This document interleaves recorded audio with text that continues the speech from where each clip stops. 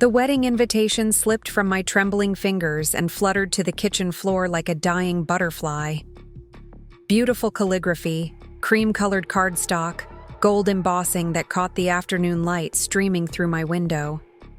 Everything about it screamed expensive, elegant, perfect. Everything except the phone call I'd just received from my son David. Before we jump back in, tell us where you're tuning in from. And if this story touches you, make sure you're subscribed. Because tomorrow, I've saved something extra special for you. Mom, we need to talk about the guest list. His voice had that clipped, businesslike tone he used when he was about to deliver bad news. Jessica and I have been going over the numbers, and honestly, we're worried about having too many older guests at the reception. I'd been standing at my kitchen counter, still holding the invitation I'd received just that morning, admiring the way they'd chosen to honor both families in the wording. Margaret Thompson requests the honor of your presence, it read, listing me right alongside Jessica's parents. My heart had swelled with pride. My David was finally getting married at 42, and they wanted me to be part of their special day. What do you mean by older guests, honey? I'd asked, though something cold was already creeping up my spine. Well, you know how these things go. There's dancing, late-night celebrations, loud music. Jessica's worried that having too many people from your generation might make the younger crowd feel uncomfortable. You understand, right? Plus, the venue we chose has these stairs, and we're concerned about mobility issues. The kitchen seemed to tilt sideways. I gripped the edge of the counter, my knuckles going white against the worn Formica surface that I'd been meaning to replace for years, but couldn't afford to. David, are you telling me not to come to your wedding? There was a pause, the kind that stretches long enough for a mother's heart to break into 1,000 pieces. It's not that we don't want you there, Mom. It's just that maybe you'd be more comfortable watching the ceremony live stream from home. We're setting that up anyway for Jessica's grandmother who can't travel. You could make it a little party, invite some of your friends over. Wouldn't that be nice? I sank into the wooden chair that had been my husband Frank's favorite spot for morning coffee. 23 years since his heart attack took him from me, and I still sometimes set 2 mugs out of habit. David, I'm 68, not 98. I can manage stairs just fine. Mom, please don't make this harder than it needs to be. Jessica's really stressed about the planning, and we just want everything to go smoothly. You know how important this day is to us. That's when the words came that would echo in my mind for weeks afterward. Besides, you're getting up there in age. Wouldn't you rather remember us at our best instead of worrying about whether you'll have the energy to keep up with everything? Before we jump back in, tell us where you're tuning in from, and if this story touches you, make sure you're subscribed, because tomorrow, I've saved something extra special for you. The line went dead, and I sat there staring at my reflection in the black screen of my phone. When had I become too old? When had my presence become an inconvenience instead of a blessing? I looked down at my hands, the same hands that had changed David's diapers, packed his school lunches for 12 years, worked double shifts at Riverside Elementary to pay for his college textbooks. They were lined now, spotted with age, but they were still steady, still capable. I am Margaret Thompson, though most people call me Maggie.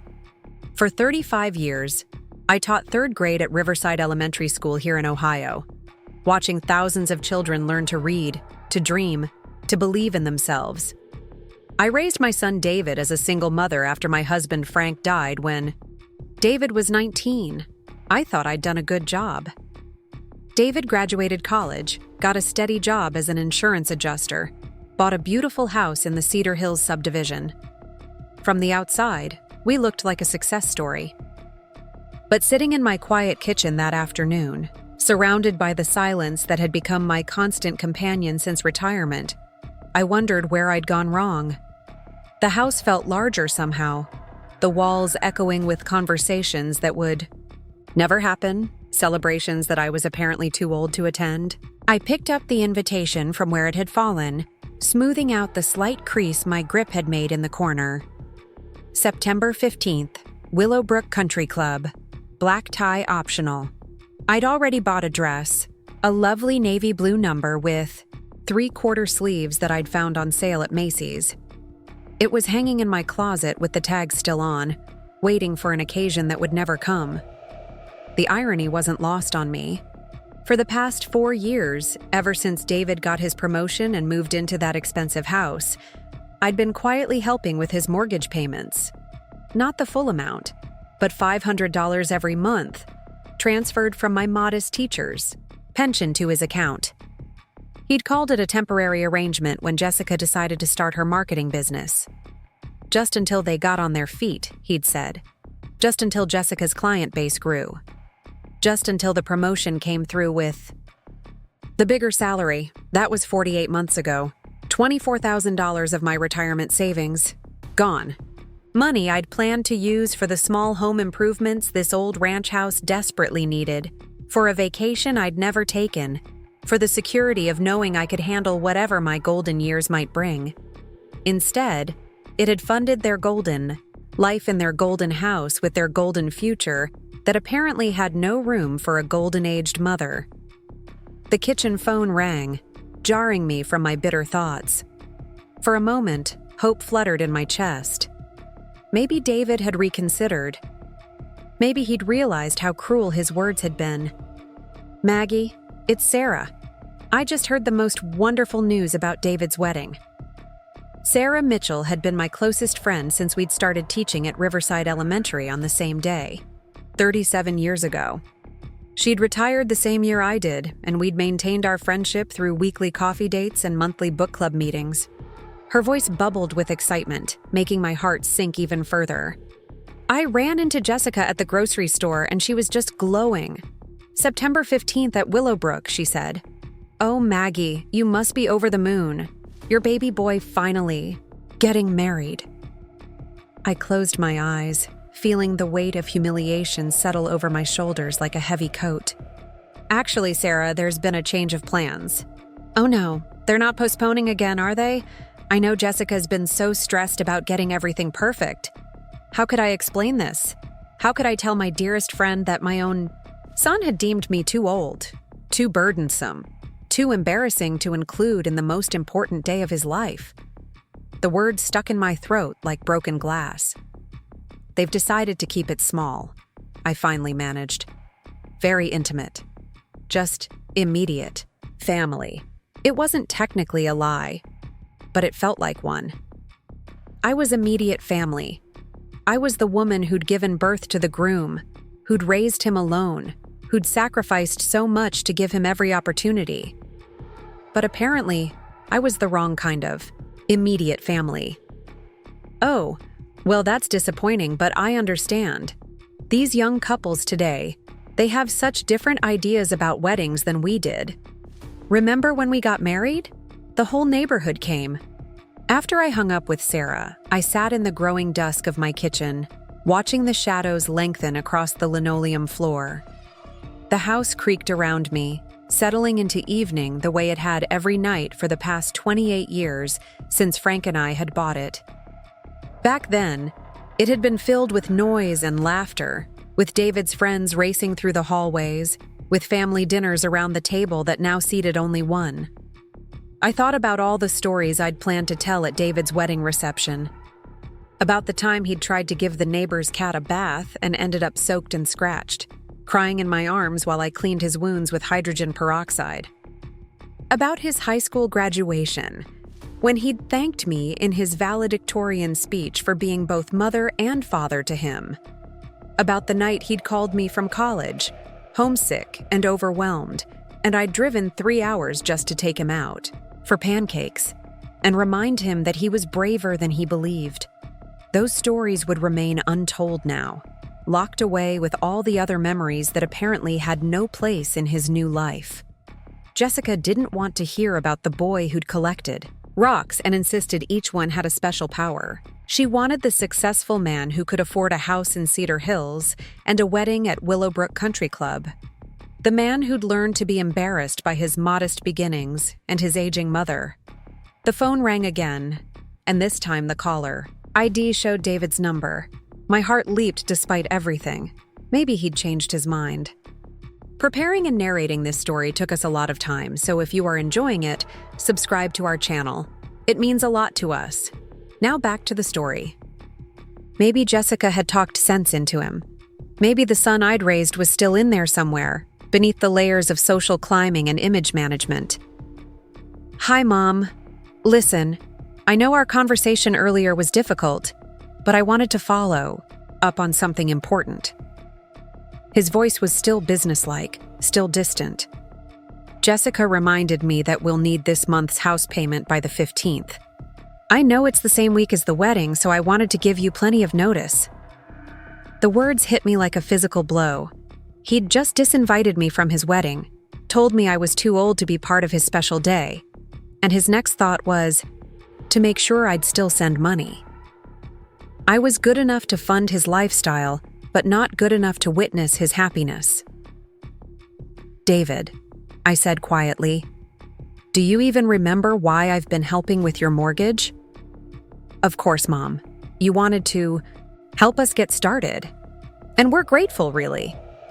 Jessica and I talk about it all the time. Do you remember what you told me when you first asked for help? You said family takes care of family. You said when we're old, we want to know our children can stand on their own feet, and this would help you do that. There was a pause. Right. And it has helped. We're in a much better position now than we were 4 years ago. Then why do you still need my money every month? Another pause, longer this time. Mom, you know how expensive everything is these days. The house payment, Jessica's business expenses, Emma's school costs. It's not like we're being frivolous.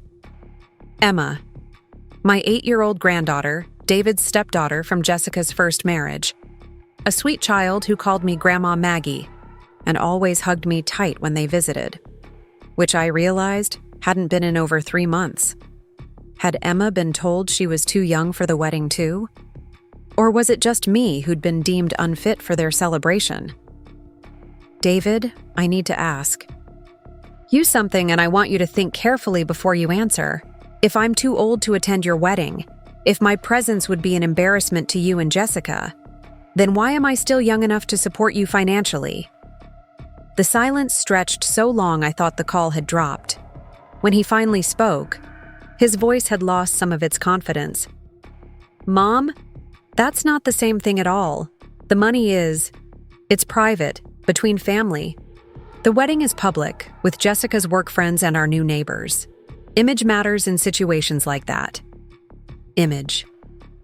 There it was. The truth laid bare. I wasn't part of his image anymore.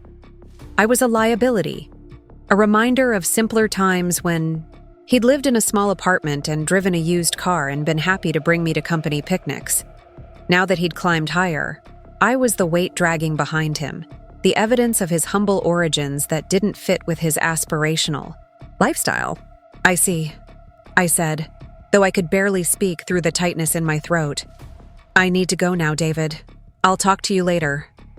Wait, Mom, about the payment. I hung up without answering. My hands were shaking as I set the phone down. On the counter, and for the first time since Frank's funeral, I felt truly alone. Not just lonely, but completely, utterly alone in a way that made my chest ache and my breath come in short gasps. The invitation still lay on the counter, beautiful and meaningless. I picked it up and walked to the trash can, my finger hovering over the lid. But something stopped me. Maybe it was pride, or maybe it was the stubborn streak that had gotten me through single motherhood and a teaching career in underfunded schools.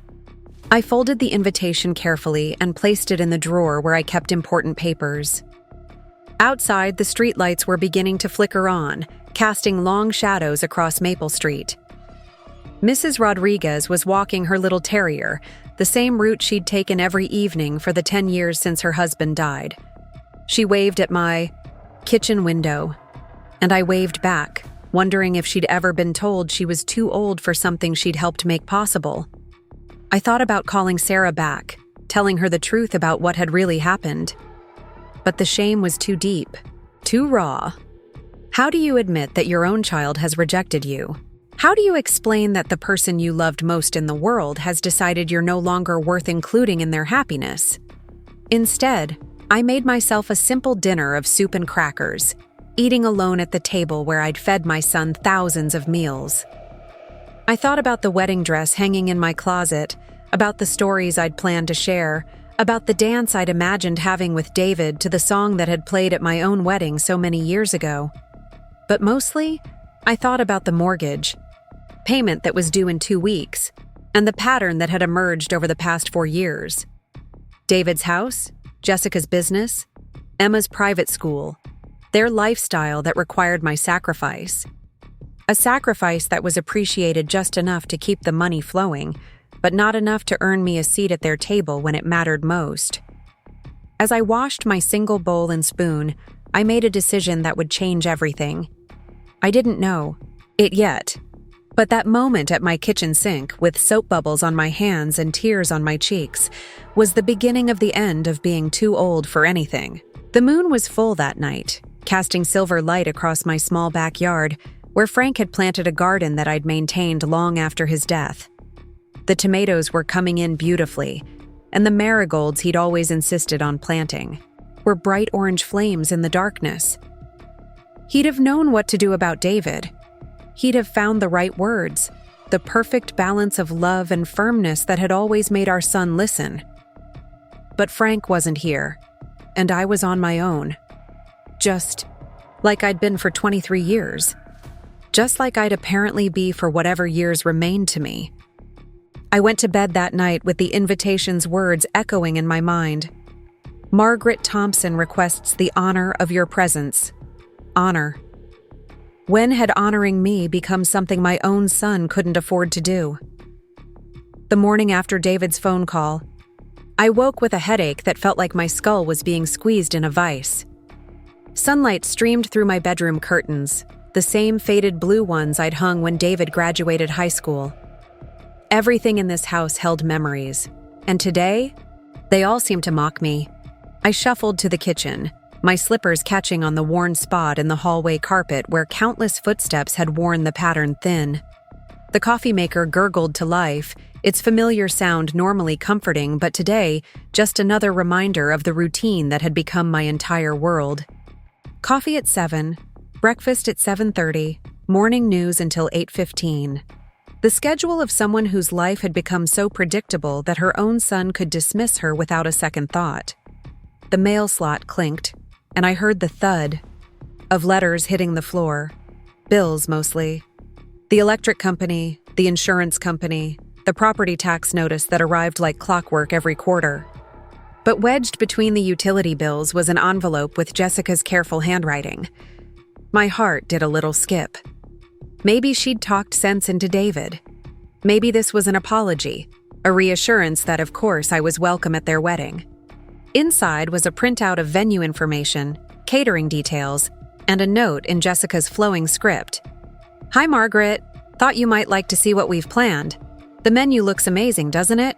Can't wait for our special day. I stared at the papers, my coffee growing cold in my hands. The menu did look amazing. Herb-crusted salmon, beef tenderloin with red wine reduction, champagne service, a dessert station featuring chocolate fountains and custom petit fours. The cost per plate was listed at the bottom, $125. For 60 guests, that was $7,500 just for dinner. $7,500. 15 months of the mortgage payments I'd been making. Money that could have fixed my leaking roof, replaced my ancient furnace, or simply stayed in my savings account for the medical bills that seemed inevitable at my age. Instead, it was feeding and entertaining people who would be celebrating while I sat at home, deemed too old to witness the happiness I'd helped make possible. I walked to my bedroom and opened the closet door, staring at the navy dress still, hanging with its tags attached. $68 on sale, marked down from $140. I'd felt so elegant trying it on, imagining David's smile when he saw me, imagining the photos we'd take together. Now it looked like evidence of my own foolishness, a costume for a play I'd never been cast in. The phone rang, and I nearly jumped out of my skin. Bob Chen's name appeared on the caller ID. Bob lived 3 houses down and had become something of a friend since his wife passed last year. We'd bonded over shared widowhood and the peculiar challenges of aging children who seemed to have forgotten where they came from. "Morning, Maggie. Hope I'm not calling too early. I was wondering if you'd like to join me for lunch today. There's a new place downtown that's supposed to have good soup." I almost said no out of habit. My Tuesdays were usually reserved for grocery shopping and house cleaning, the mundane tasks that filled the hours between sunrise and sunset. But something in Bob's voice, a kindness that I hadn't heard from my own family in months, made me pause. "That sounds lovely, Bob. What time were you thinking?" "How about noon? I'll pick you up. My treat." After I hung up, I realized it had been weeks since anyone had offered to treat me to anything. David and Jessica had become experts at expensive tastes, funded by other people's money. When had I become so grateful for simple kindness from a neighbor while taking financial exploitation from my son for granted? I spent the morning trying to focus on normal tasks, but everything reminded me of the conversation with David. Folding laundry, I found the dish towels I'd embroidered with wedding bells when I'd first heard about his engagement. Dusting the living room, I paused at the photo of David's college graduation, where he'd thrown his arms around me and whispered that I was the best mother in the world. Cleaning the bathroom, I stared at my reflection and wondered when I'd become someone worth hiding from his new social circle. Bob arrived promptly at noon, dressed in the pressed slacks and button-down shirt that had become his uniform since retirement from his accounting firm. His face lit up when I opened the door, and I realized how long it had been since anyone had looked genuinely happy to see me. "You look nice, Maggie. Ready for an adventure?" The restaurant was small and cheerful, with mismatched chairs and local artwork on the walls. Nothing like the elegant establishments David and Jessica frequented, where they'd learned to expect the kind of service that required substantial tips and my monthly contributions. Bob ordered the mushroom bisque and I chose chicken noodle, comfort food that reminded me of simpler times. "You seem a little down today," Bob observed, stirring cream into his coffee. "Everything all right?" I hesitated, then found myself telling him about the wedding invitation and David's phone call. The words poured out like water from a broken dam, all the hurt and confusion and bewilderment I'd been carrying alone. Bob listened without interrupting, his weathered face growing more troubled with each detail. "Let me see if I understand this correctly," he said when I finished. "Your son is getting married at a venue that costs over $7,000 just for the dinner, and he's telling you that you're too old to attend? He's worried about my mobility, the stairs, the late-night dancing."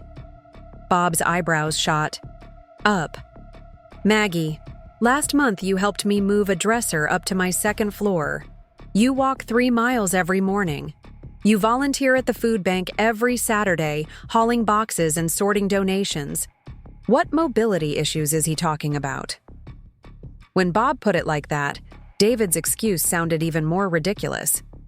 I was in better shape than many people half my age, a result of decades of chasing third graders around playgrounds and climbing stepladders to decorate bulletin boards. My last physical had been excellent, my doctor praising my blood pressure and cholesterol levels.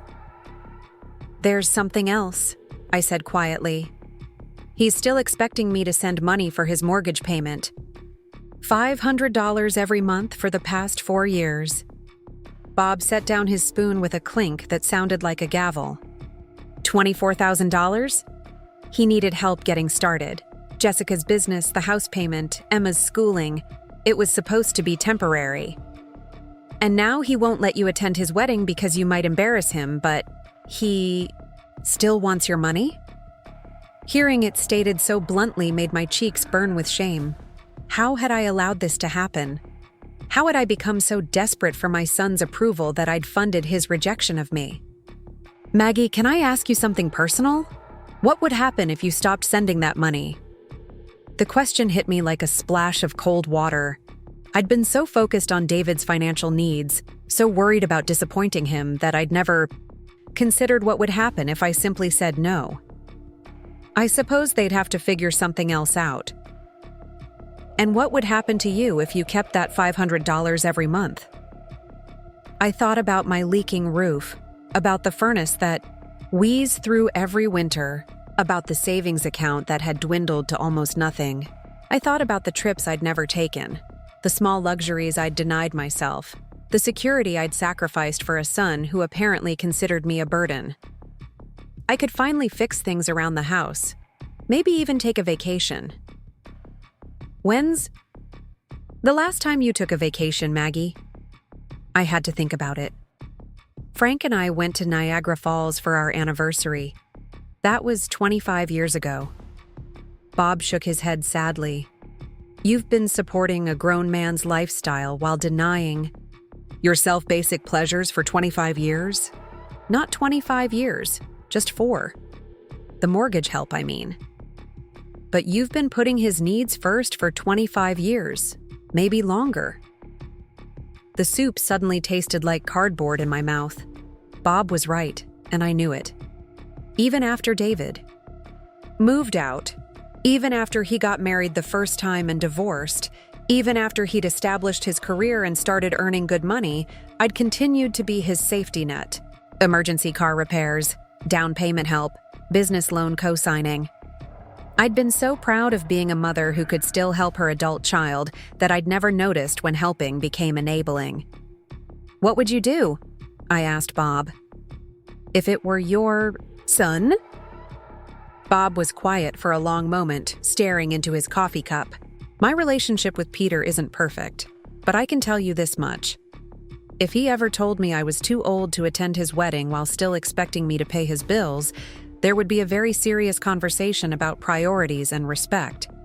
After lunch, Bob drove me home through the tree-lined streets of Riverside. The town looked different somehow, smaller and shabbier than I'd noticed before. The houses in my neighborhood were modest, most built in the 60s and 70s, when families like mine could afford to buy homes on teachers' salaries. David's house in Cedar Hills was part of a development where the smallest homes started at $400,000, where the homeowners association fees alone were more than many families spent on groceries. Thanks for lunch, Bob, and for listening. Anytime, Maggie. You're good company. He paused, his hand on the steering wheel. Can I give you some advice? I nodded. Stop sending the money, at least for this month. See what happens. See if your son's love for you is dependent on your financial contributions. That evening, I sat at my kitchen table with my checkbook and a stack of bills. The mortgage payment to David was always the first check I wrote each month before I paid my own expenses. It had become such a routine that I'd stopped questioning it, stopped considering what else that money could do. Instead of writing David's check, I wrote one to the roofing company that had given me an estimate 3 months ago. Then I wrote another to the heating contractor who'd warned me that my furnace was on its last legs. Finally, I wrote a check to myself, transferring money into the savings account that had been hemorrhaging funds for years. The remaining balance in my checking account was larger than it had been in months. Not wealthy by any means, but comfortable. Secure. The feeling was both exhilarating and terrifying. My phone buzzed with a text message from Jessica. Margaret, just wanted to confirm you received the venue info. So excited to share our special day with everyone who matters to us. Everyone who matters to us. The casual cruelty of those words took my breath away. I mattered enough to fund their lifestyle, but not enough to witness their happiness. I mattered enough to be their financial backup plan, but not enough to be included in their social circle. I typed and deleted a dozen responses before settling on something neutral. Yes, I received it. Everything looks lovely. Her response came immediately. David mentioned you were feeling a bit overwhelmed by everything. We totally understand. The live stream will be perfect for you. Overwhelmed. Is that how David had characterized our conversation? Not hurt, not excluded, but overwhelmed. As if I were a fragile elderly woman who couldn't handle the excitement of a wedding rather than a grown woman who'd been deliberately shut out of her son's life. That night, I called Sarah and told her the truth. All of it. The mortgage payments, the wedding disinvitation, the casual assumption that I'd continue funding a lifestyle I wasn't worthy of sharing. Sarah listened in stunned silence, occasionally, making small sounds of disbelief. "Maggie, honey, I'm so sorry. I had no idea things had gotten this bad. I didn't want anyone to know. I was embarrassed." Embarrassed about what? About having a son who takes advantage of your generosity? About being treated like an ATM instead of a mother? When she put it like that, the shame shifted. I wasn't the one who should be embarrassed. I wasn't the one who'd forgotten the meaning of family, who'd confused financial support with love, who'd decided that image mattered more than the woman who'd given him life. "What are you going to do?" Sarah asked. "I don't know yet, but I'm not sending any more money until I figure it out." "Good for you, it's about time." After I hung up with Sarah, I walked through my house with different eyes. This wasn't a shabby old place that embarrassed my successful son. This was my home, paid for with my hard work and Frank's insurance money. The furniture might be outdated, and the carpets might be worn, but everything here was mine. I'd earned it, I'd maintained it, and I'd shared it freely with a son who'd learned to see it as beneath him. In my bedroom, I took the navy dress out of the closet and laid it on the bed. The fabric was soft and elegant, the color flattering against my silver hair. I'd felt beautiful trying it on, confident and dignified. Maybe I couldn't wear it to David's wedding, but that didn't mean I couldn't wear it somewhere else. I picked up my phone and scrolled through my contacts until I found the number for Pastor Williams at St. Matthew's. He answered on the second ring, his voice warm and familiar. "Pastor Williams, it's Maggie Thompson. I wanted to ask you about something. The church fundraising dinner next month, is it still looking for sponsors?" "Of course, Maggie. Any contribution would be wonderful. I'd like to sponsor a table for the widows in our congregation who might not otherwise be able to attend." There was a pause of surprise. "Maggie, that's incredibly generous. A table sponsorship is $500. $500, exactly what I'd been sending David every month. The irony was perfect. "I know. I'll bring the check by tomorrow." "This is wonderful news. Would you like to sit at the sponsored table? Be our guest of honor?" Guest of honor. When had anyone last made me feel honored instead of tolerated? "I'd love that, Pastor Williams. Should I dress up?" "Absolutely. It's quite an elegant affair." After I hung up, I looked at the navy dress again. It would be perfect for an elegant church dinner where I'd be welcomed and celebrated instead of hidden away, where my presence would be an honor instead of an embarrassment. The next morning, I woke with a sense of purpose I hadn't felt in years. I had a check to deliver, a dress to wear, and a new understanding of my own worth. But first, I had a phone call to make. David answered on the third ring, his voice already tense. "Hi, Mom. I was just about to call you. We need to talk about this month's payment." Jessica checked the account and nothing's come through yet. "That's because I haven't sent it." Silence. Then, "What do you mean you haven't sent it?" "It's the 18th. The payment was due 3 days ago. I mean, I've decided not to send it this month. I have other expenses that need my attention." "Mom, we're counting on that money. We have obligations, payments to make. You can't just decide not to send it." The entitlement in his voice was breathtaking, as if my money belonged to him, as if my financial support was his right rather than my choice. "Actually, David, I can decide that. It's my money, from my pension, earned through my years of work." "But we had an agreement. You said you'd help us get established." And I have helped you. To the tune of $24,000 over 4 years. But I'm 68 years old, and I need to start thinking about my own financial security. Is this because of the wedding thing? Mom, I explained that to you. It's not personal. Not personal.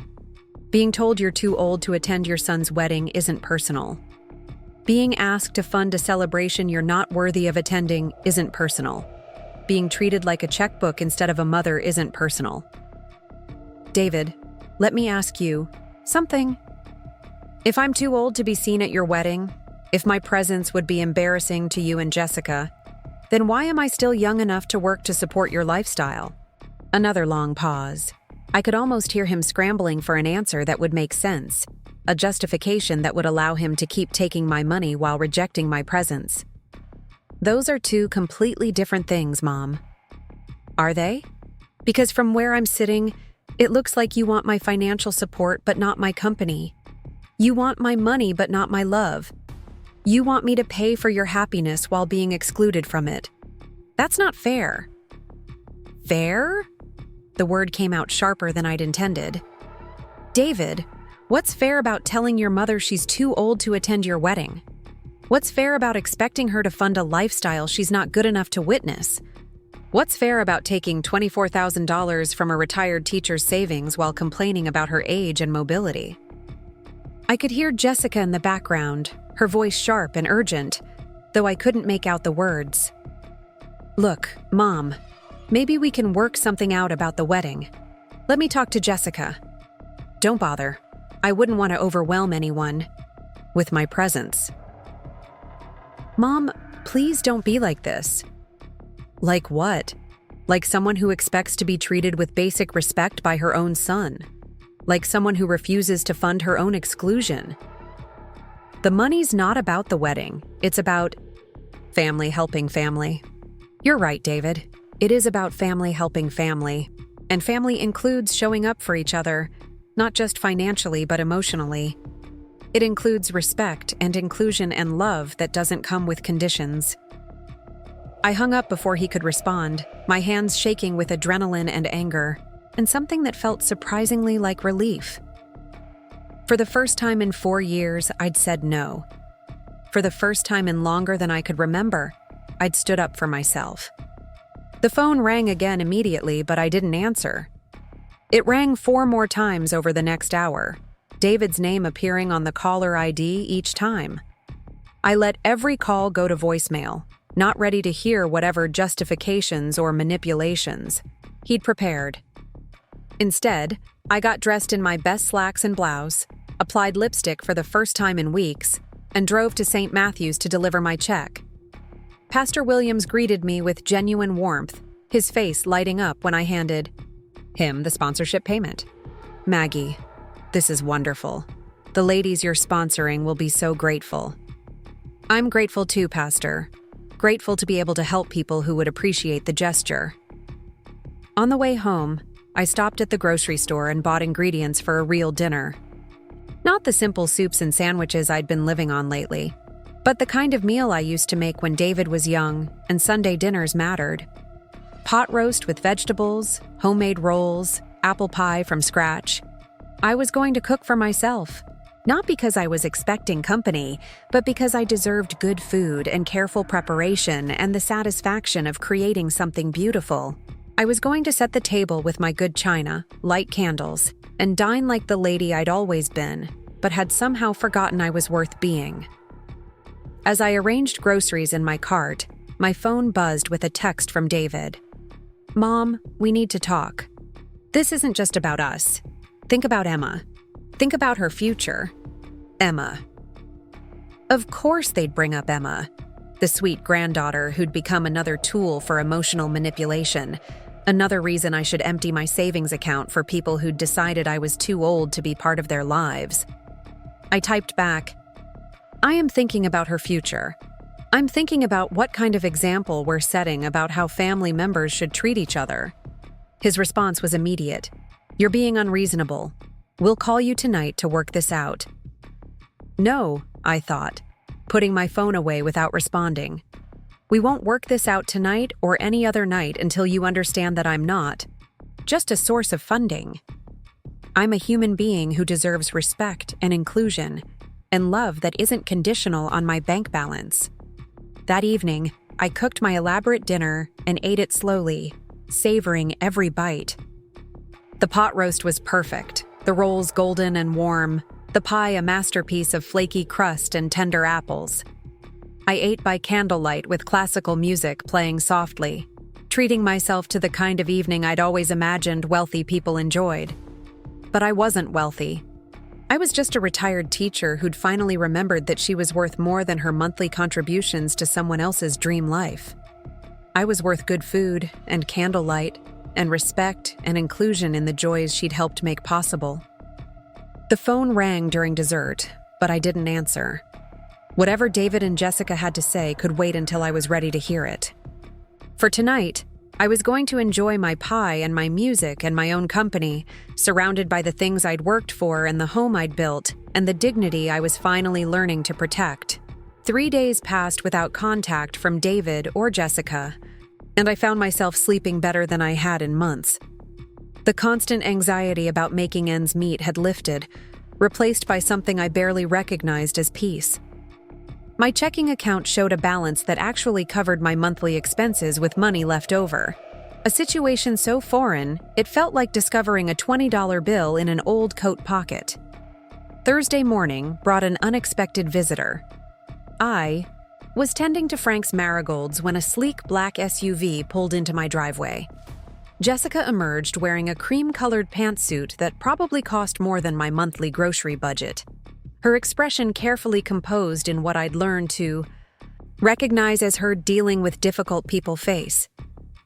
"Margaret, we need to talk." I straightened slowly, pulling off my gardening gloves. "Hello, Jessica. David's not with you?" "He's at work. Someone has to maintain our income, especially with recent developments." The barb was delivered with a smile, but the venom was unmistakable. I gestured toward the front porch, where 2 wicker chairs sat in the morning shade. "Would you like some iced tea?" "This won't take long." Jessica perched on the edge of one chair as if she might catch something from staying too long. "I think there's been a misunderstanding about the wedding situation." "I don't think there's been any misunderstanding at all. David was quite clear about my age being a liability to your celebration." Jessica's smile tightened. "You have to understand the pressure we're under. This wedding is important for David's career. His boss will be there, along with several major clients. The image we project reflects on his professional reputation. Image again. Always image with these two. And my presence would damage that image? It's not that simple, Margaret. You're from a different generation. You don't understand how these business relationships work. One wrong impression, one awkward moment, and David could lose opportunities he's worked years to develop." Sat down across from her, studying this woman my son had chosen to build a life with. She was undeniably beautiful in that polished, expensive way that required significant maintenance. Her nails were perfect, her hair styled to casual perfection, her jewelry understated but clearly valuable.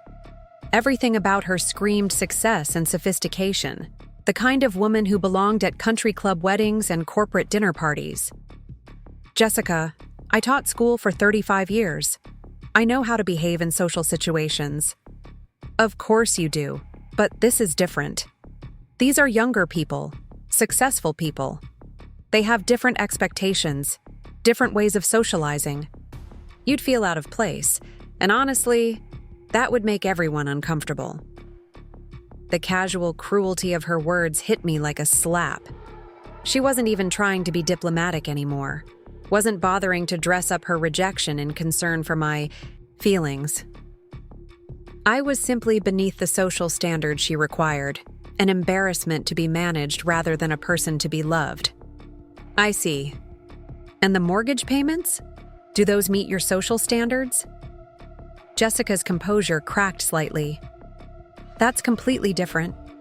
That's family helping family during a difficult transition. 4 years is quite a long transition. Building? A business takes time. Creating the kind of life we want for Emma takes investment. You wouldn't understand the pressures of raising a child in today's competitive environment. I almost laughed at that.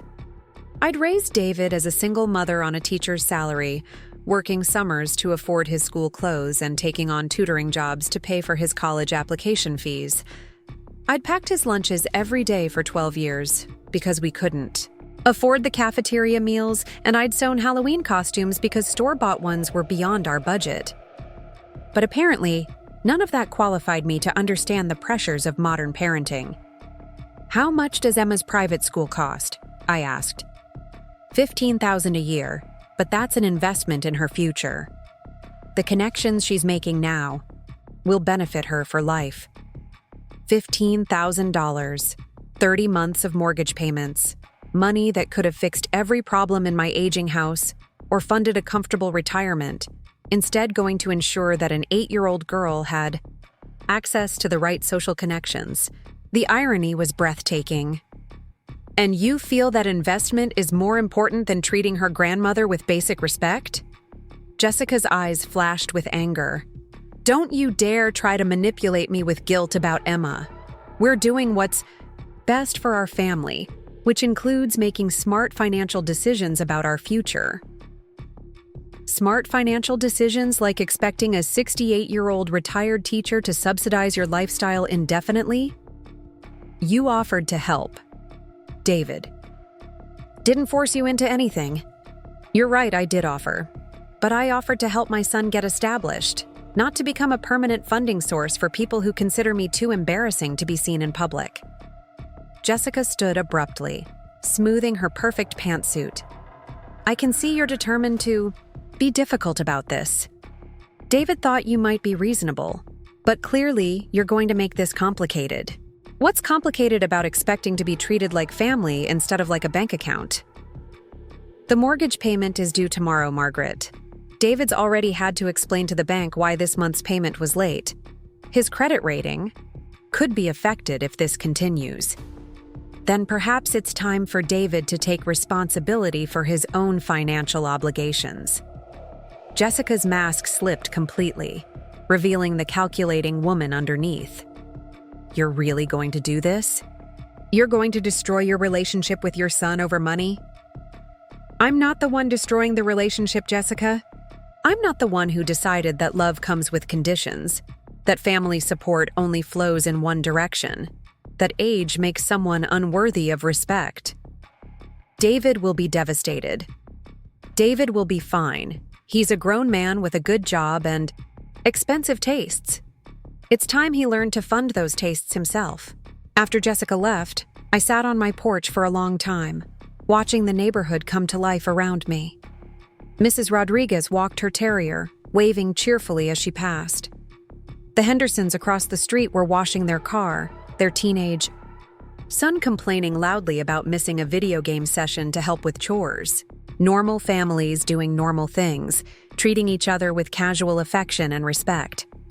When had my relationship with David become so transactional? When had his love become contingent on my financial contributions? I tried to remember the last time he'd called just to talk, the last time he'd visited without needing something, the last time he'd shown interest in my life rather than my bank account. The memories felt ancient, buried under years of requests and expectations and gradual erosion of genuine connection. That afternoon, Sarah called with excitement bubbling in her voice. "Maggie, I just heard about your sponsorship of the church dinner table. That's wonderful. Pastor Williams said you're going to be seated at the head table as guest of honor."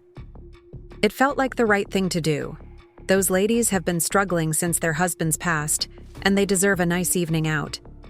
You deserve a nice evening out too, honey. When's the last time you were guest of honor at anything? I had to think about that. Maybe my retirement party, 3 years ago, when the school district had presented me with a plaque recognizing my decades of service. Even then, David had left early because Jessica had tickets to some cultural event she didn't want to miss.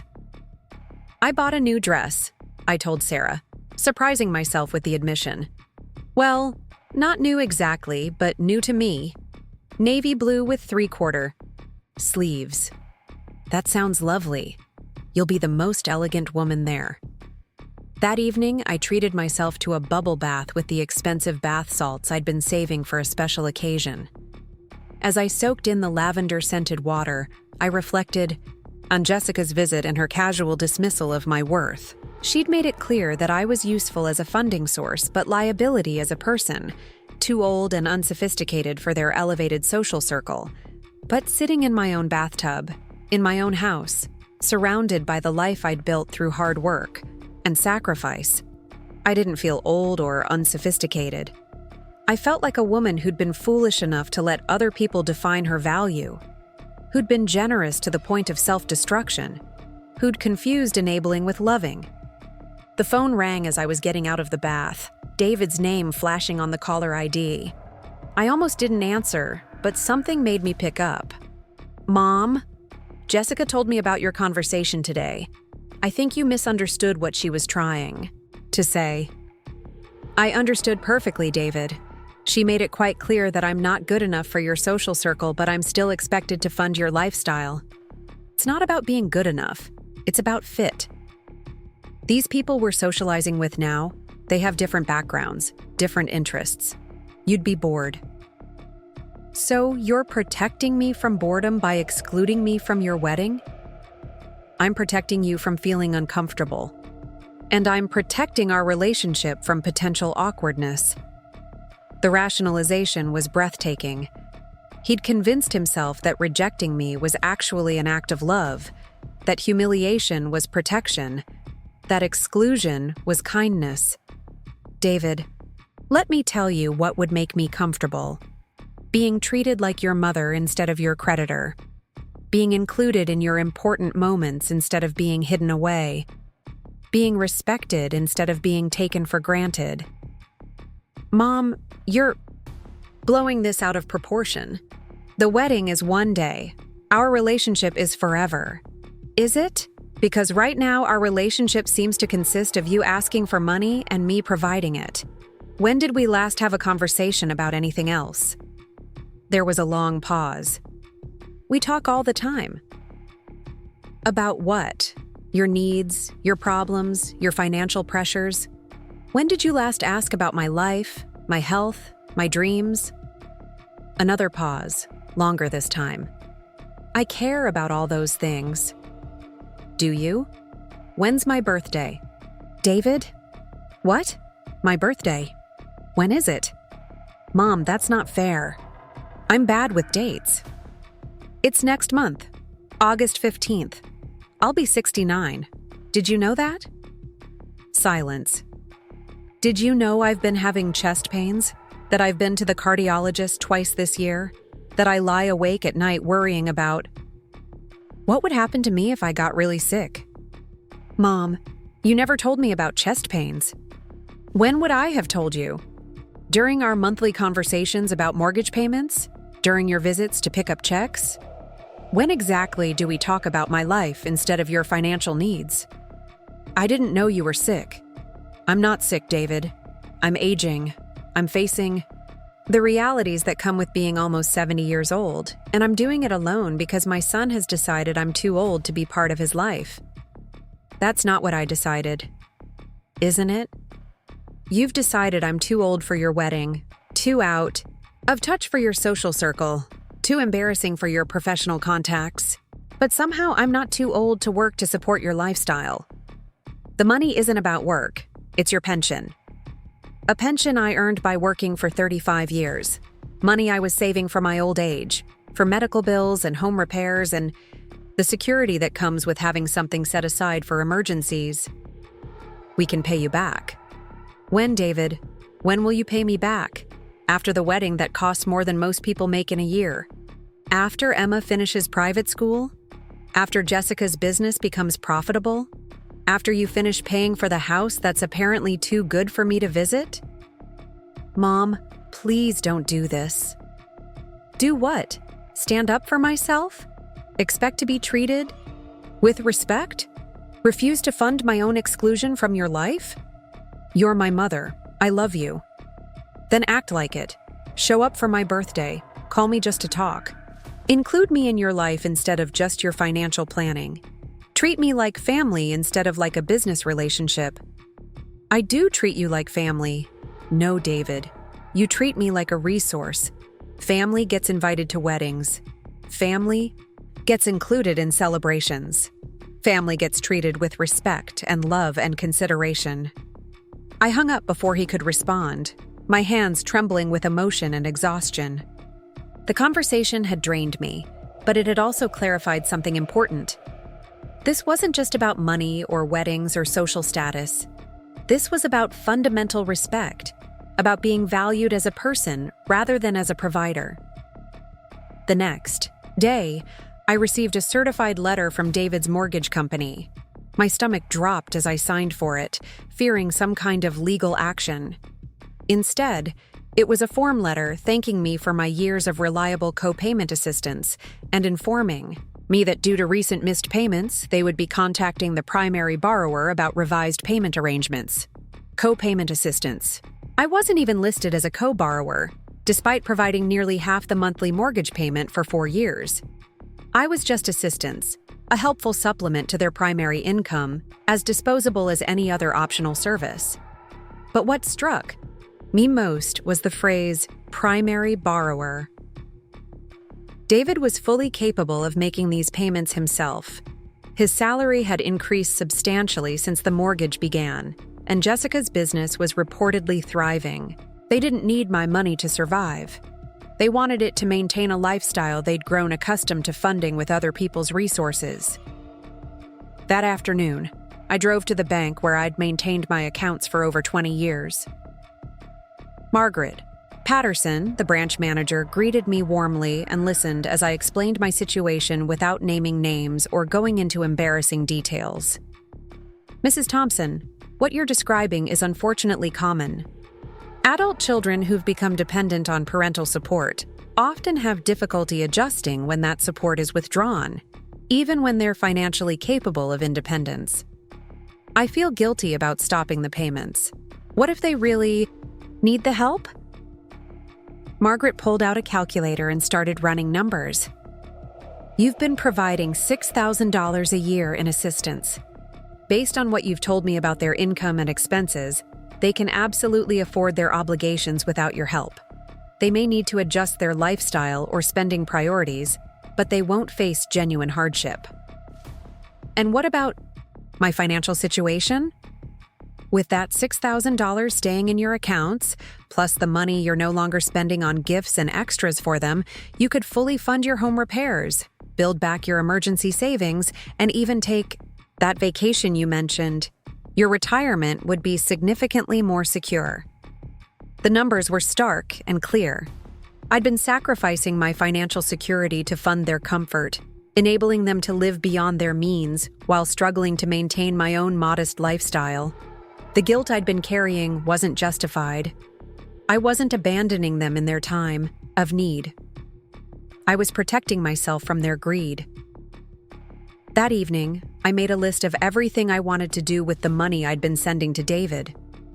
New roof, new furnace, kitchen renovations, a trip to visit my sister in California, a small emergency fund for medical expenses.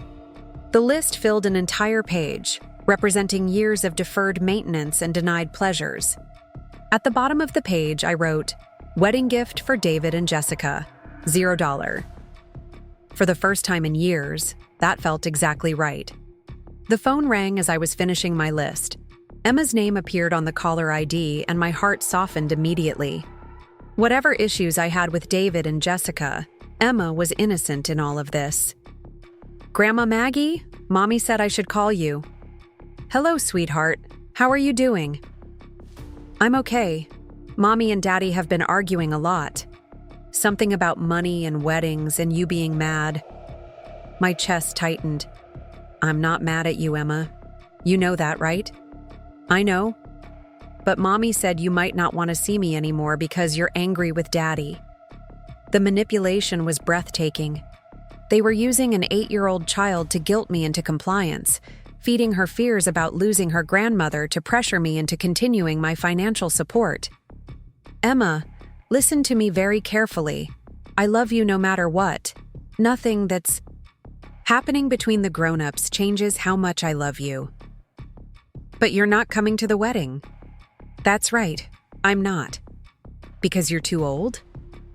The innocence in her question broke my heart. What had they told this child about age and worth and family relationships? No, sweetheart, I'm not too old for anything. Sometimes grown-ups make decisions that hurt other people's feelings, and when that happens, we have to protect ourselves. Like when kids are mean at school and the teacher says to walk away? Exactly like that. Are mommy and daddy being mean to you? The question hung in the air between us, innocent and devastating.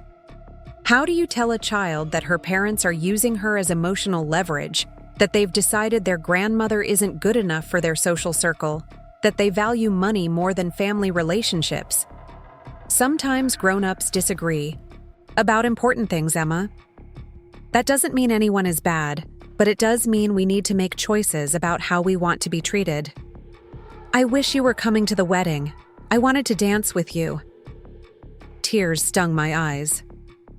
I would have loved to dance with you too, sweetheart. Maybe we can dance together some other time? I would like that very much. After Emma hung up, I sat in my kitchen crying for the relationship that was being destroyed by greed and pride and misplaced priorities. An 8-year-old girl wanted to dance with her grandmother, but the adults in her life had decided that wasn't socially acceptable. The money I'd been sending every month could have funded dance lessons for Emma, art classes, music lessons, all the enrichment activities that would actually benefit her future. Instead, it had gone to maintain an image that required my exclusion. The doorbell rang, interrupting my tears.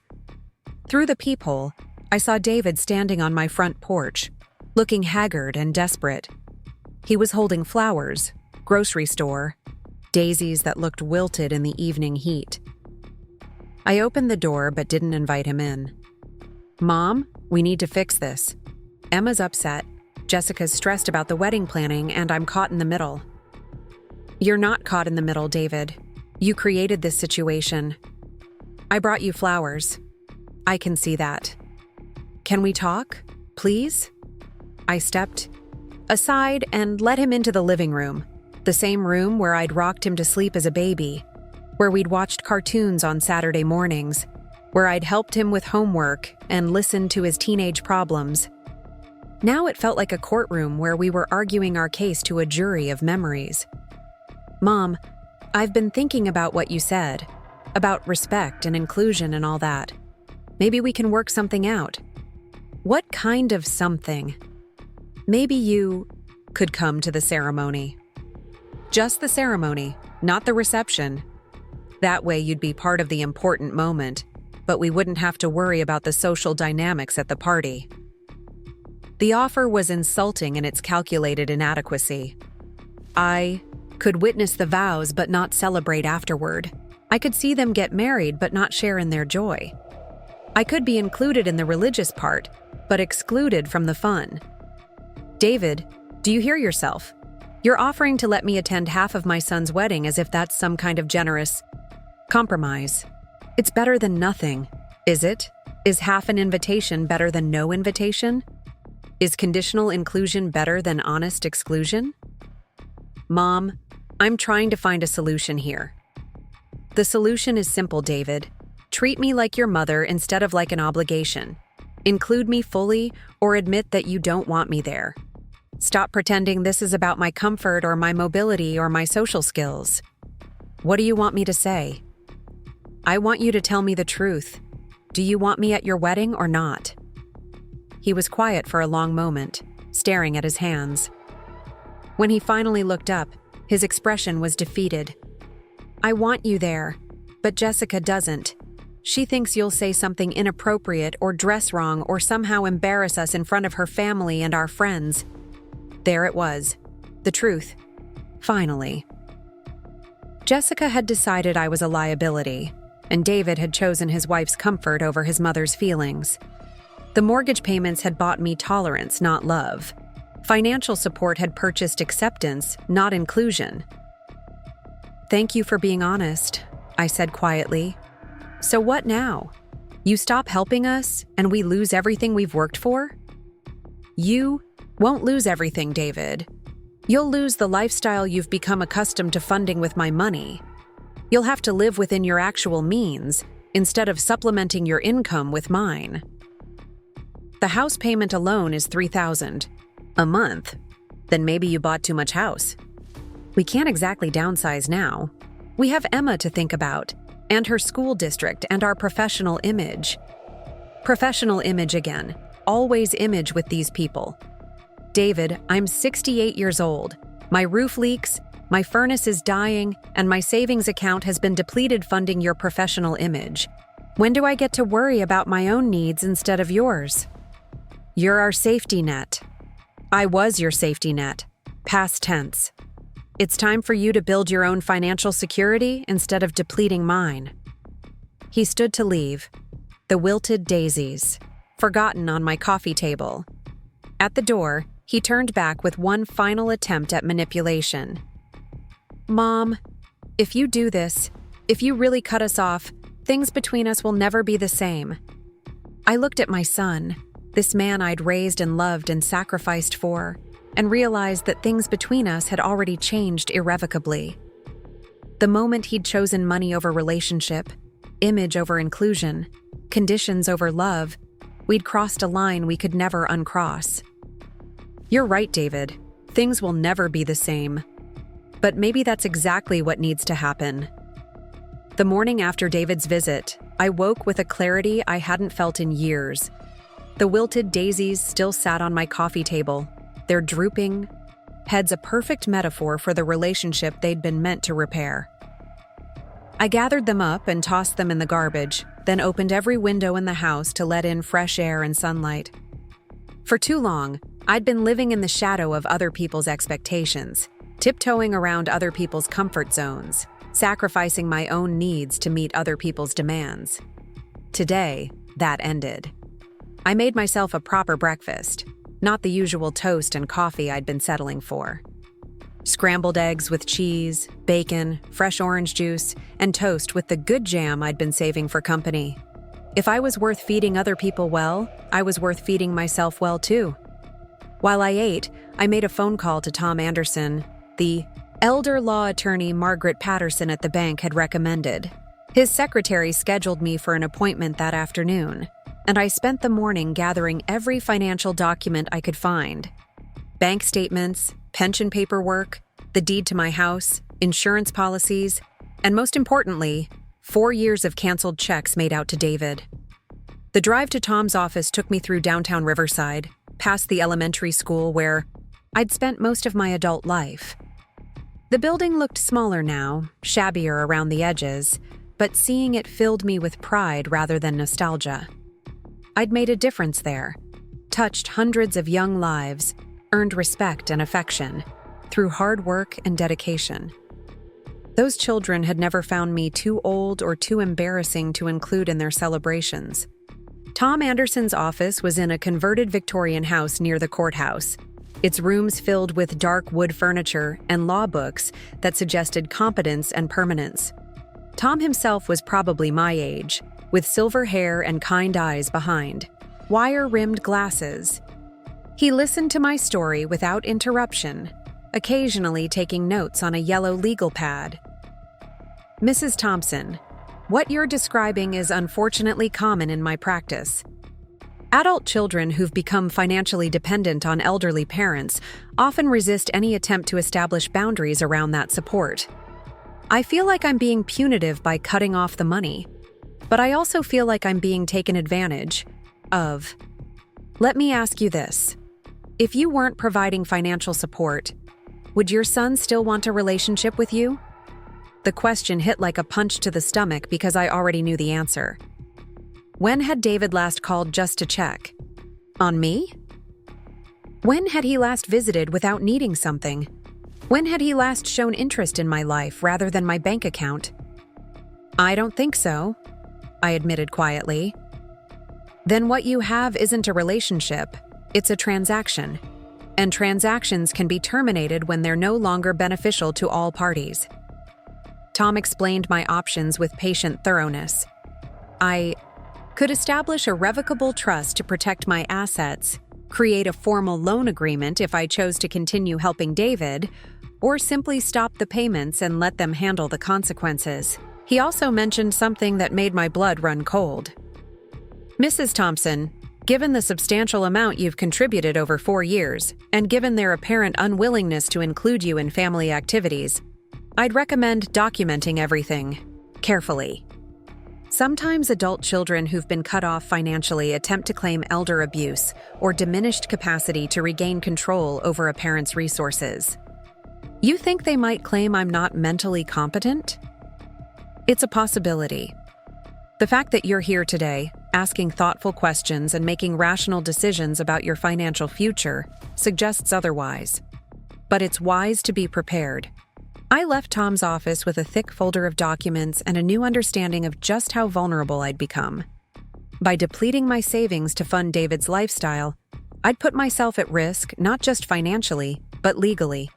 If they decided to challenge my mental capacity, I'd need to prove I was competent to make decisions about my own money. The irony was bitter. They considered me too old to attend a wedding, but potentially too incompetent to control my own finances. I was simultaneously too aged for social inclusion and too valuable as an asset to lose. That evening, I called Bob Chen and asked if he'd like to join me for dinner. Not because I needed company, but because I wanted company. There was a difference, and I was finally learning to recognize it. "How did things go with the lawyer?" Bob asked as we shared Chinese takeout at my kitchen table. Eye-opening.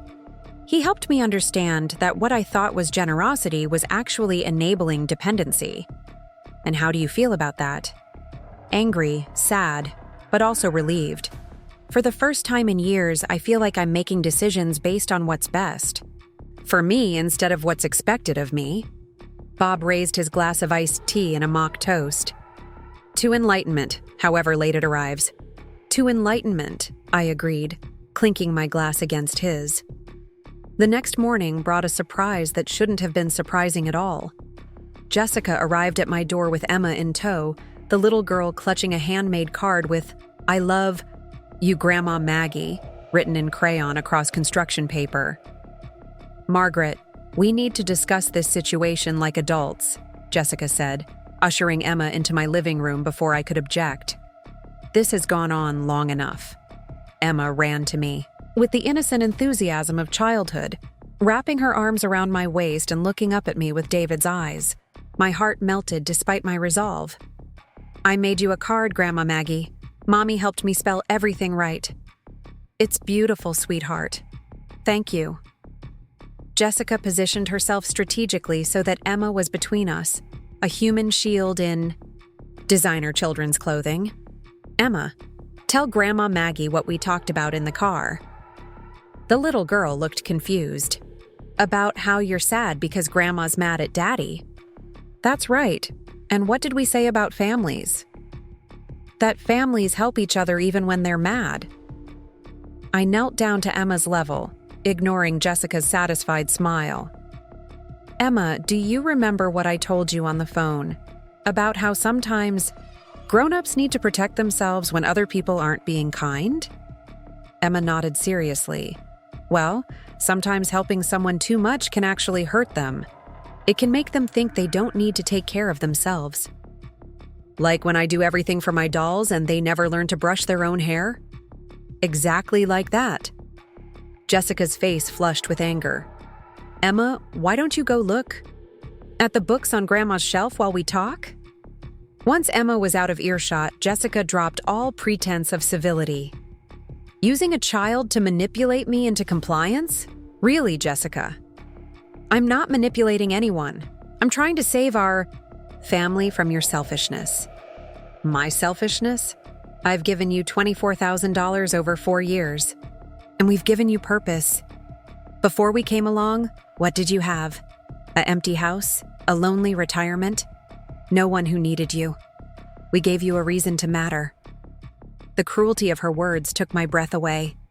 According to Jessica's twisted logic, I should be grateful for the opportunity to fund their lifestyle because it gave meaning to my otherwise pointless existence. You think needing my money makes me matter? You're a retired teacher living alone in a 40-year-old house. Without us, what would you spend your money on? At least this way, it's building something important. It's building your life, not mine. Emma's education is an investment in the future. Our house is an asset that will appreciate. David's career advancement benefits everyone. What you're doing with the money is selfish consumption.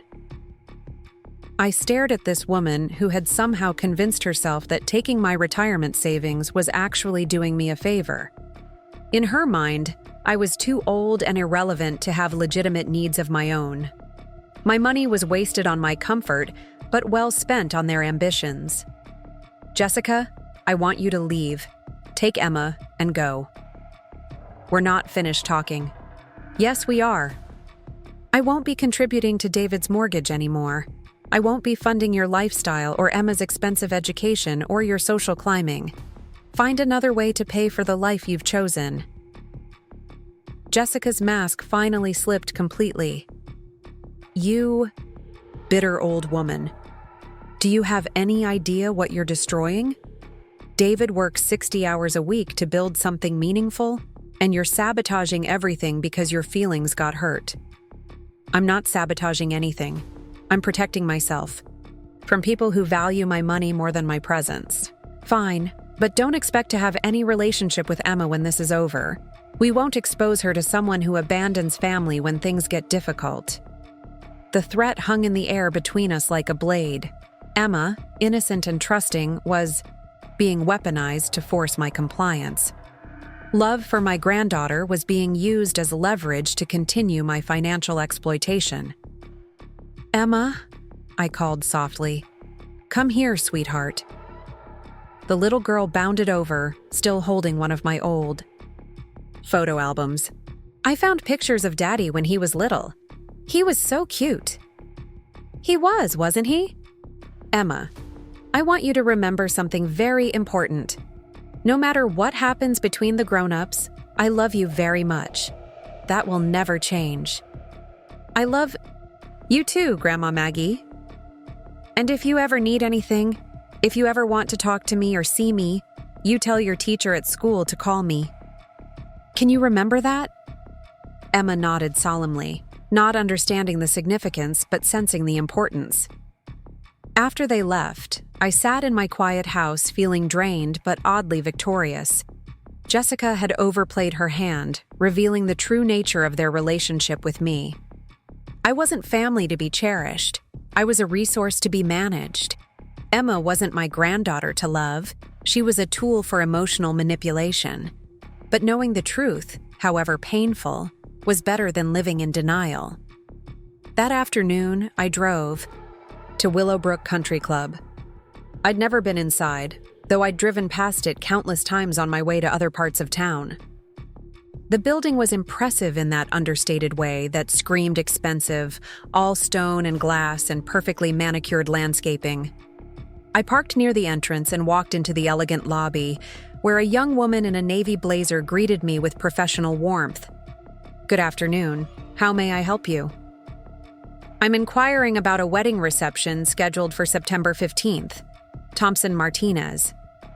Oh yes, beautiful event. Are you with the catering staff? The question stung, but I kept my voice level. No, I'm the groom's mother. Her expression shifted to confusion. I'm sorry, but our records show that event is for 60 guests, and we haven't received any additional requests. I'm not attending. I wanted to discuss the billing arrangements. She led me to a small office where the event coordinator, Linda Parker, pulled up the wedding file on her computer. The details made my stomach turn. 60 guests at $125 per plate, premium bar service, upgraded linens, special lighting, live music, photographer, videographer, custom floral arrangements. The total cost was approaching $25,000.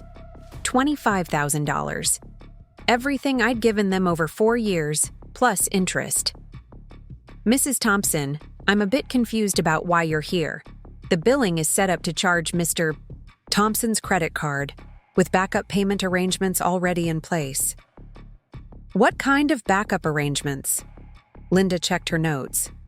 It shows here that if the primary payment method fails, we're authorized to contact a Margaret Thompson for alternative payment arrangements. My blood ran cold. May I see that authorization? She turned the computer screen toward me, and there it was. A payment authorization form with my name, my address, my phone number, and what appeared to be my signature at the bottom. I'd never signed such a form, never been asked to be a backup payment source, never even known this arrangement existed. When was this form submitted? It was faxed over last week, along with the final guest count confirmation. Last week, right around the time David and Jessica realized I might not be sending any more mortgage money. They'd covered their bases, ensuring that one way or another, I'd end up paying for their celebration.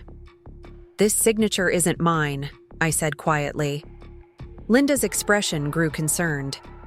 Are you saying someone forged your signature on a legal document? That's exactly what I'm saying.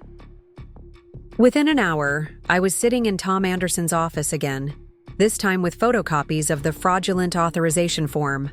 Tom examined the signature with a magnifying glass, comparing it to my authentic signature on other documents. Mrs. Thompson, this is clearly forgery.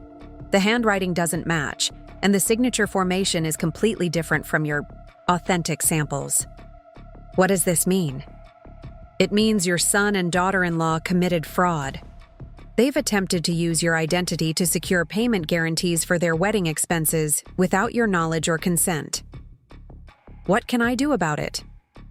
Several things.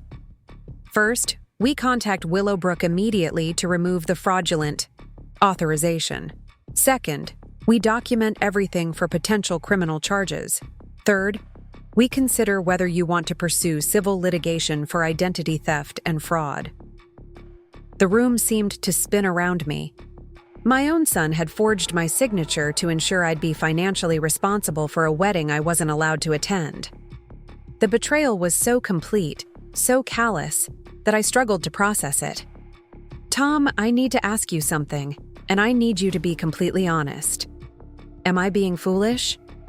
Should I just pay for the wedding and try to maintain some kind of relationship with them? Tom leaned back in his chair, studying my face with the careful attention of someone who'd seen this scenario too many times.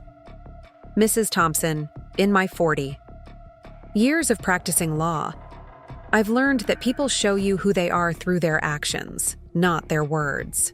Your son and daughter-in-law have shown you that they consider you a financial resource to be exploited, not a family member to be respected. They've demonstrated that they're willing to commit fraud to ensure access to your money. That's not love. That's not family. That's criminal behavior. But Emma is being used as emotional leverage to maintain your compliance.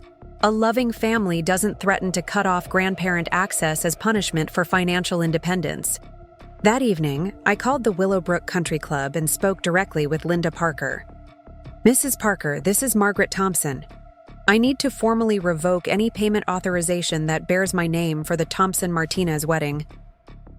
Mrs. Thompson, I have to tell you, we suspected something was wrong when you came in today. The signature on the authorization looked different from your signature on the documents you showed me. The authorization is fraudulent. I never signed it, never agreed to be responsible for any wedding expenses, and I want it removed from your files immediately. Of course. I'll also need to notify Mr. Thompson that the backup payment method is no longer valid. Please do. Within an hour, my phone was ringing. David's name flashed on the caller ID, and for a moment I considered not answering.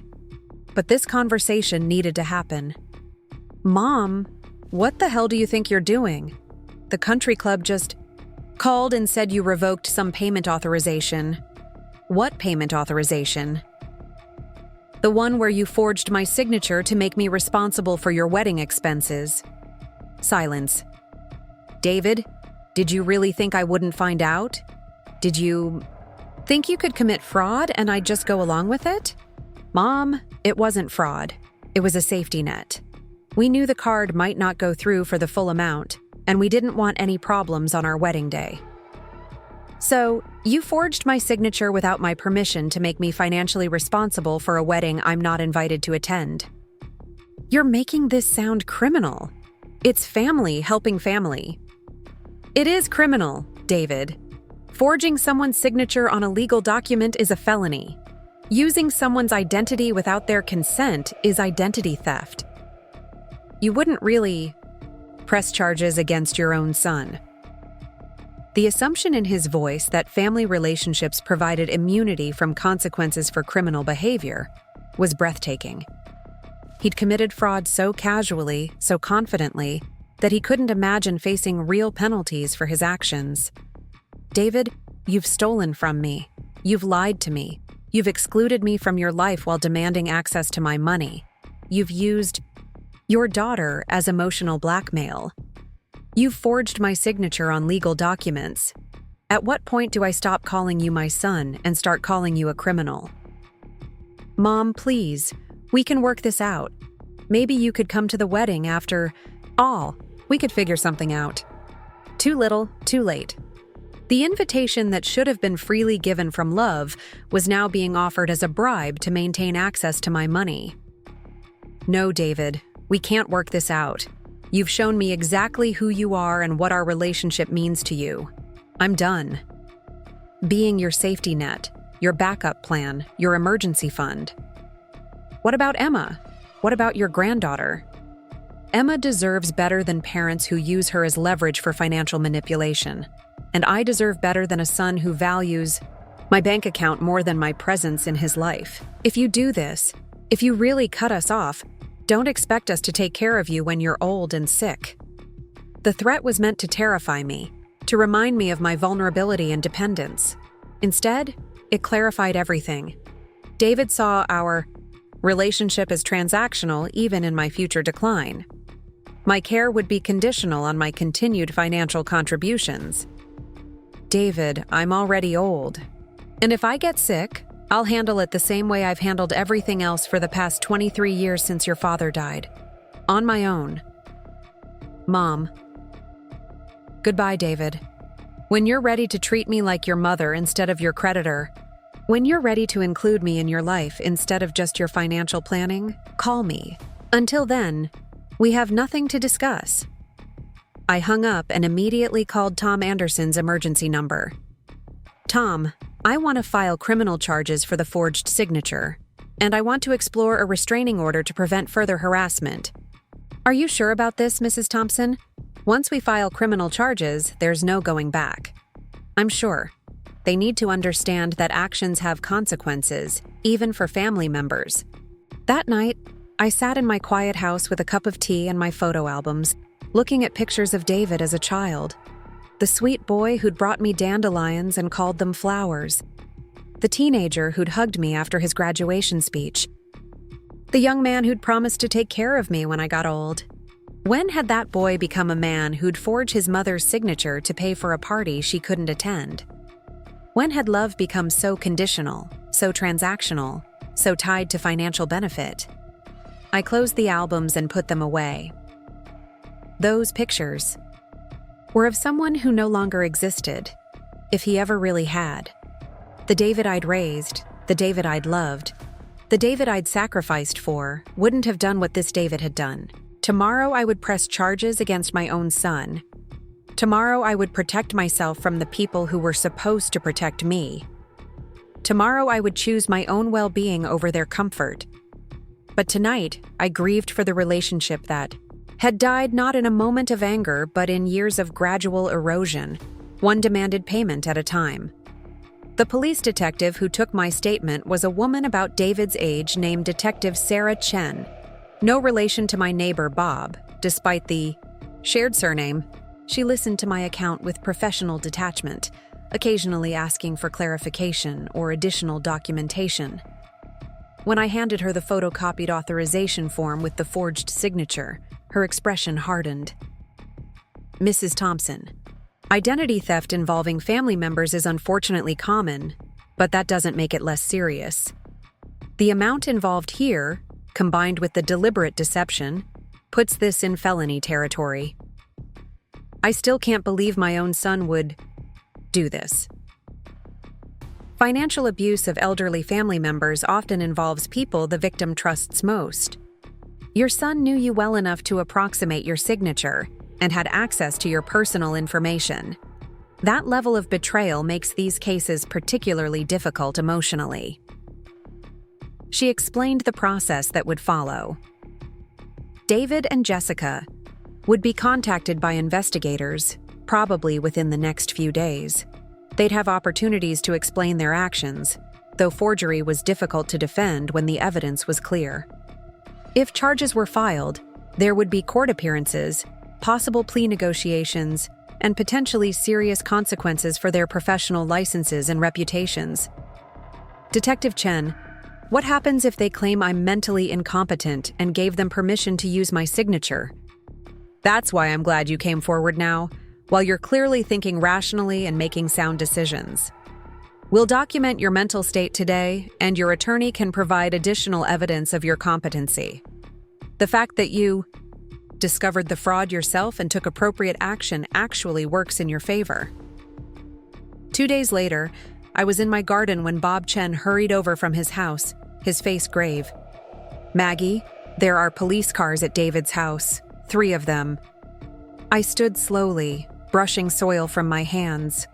Through the trees that separated our neighborhoods, I could just make out the flashing lights in the distance. Part of me felt sick knowing I'd caused this upheaval in David's life. But a larger part felt something I hadn't experienced in years. The satisfaction of consequences finally matching actions. "Are you all right?" Bob asked gently. "I think I am. For the first time in a long time, I think I really am." The phone. Calls started that afternoon. First Sarah, shocked and supportive. Then Pastor Williams, who'd heard rumors and wanted to offer his assistance.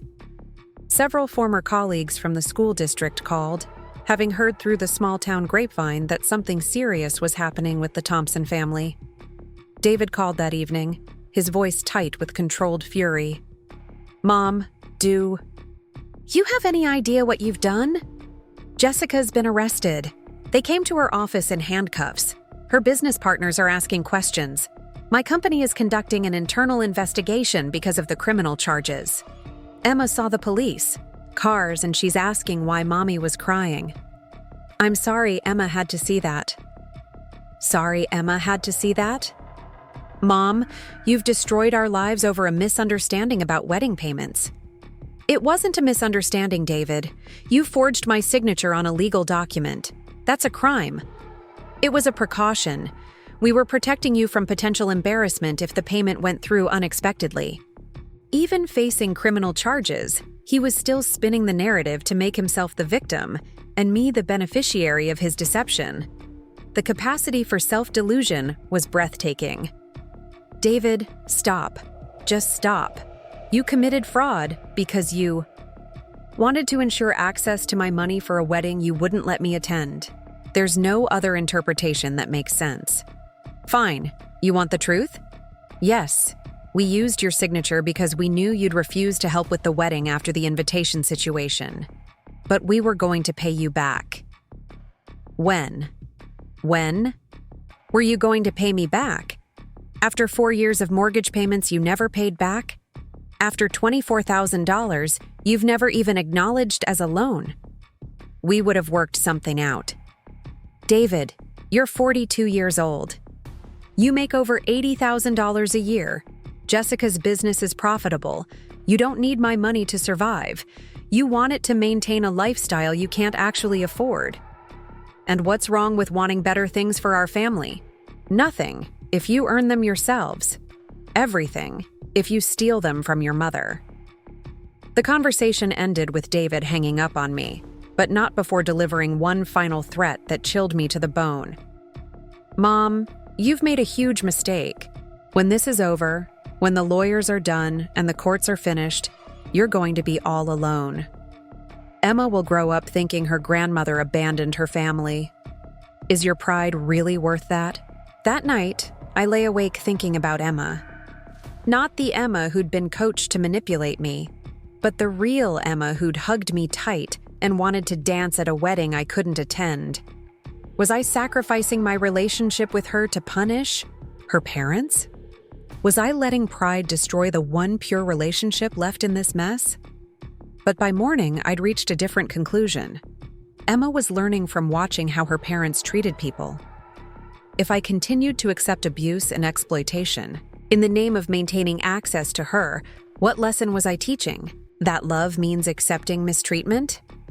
That family can take advantage of each other without consequences?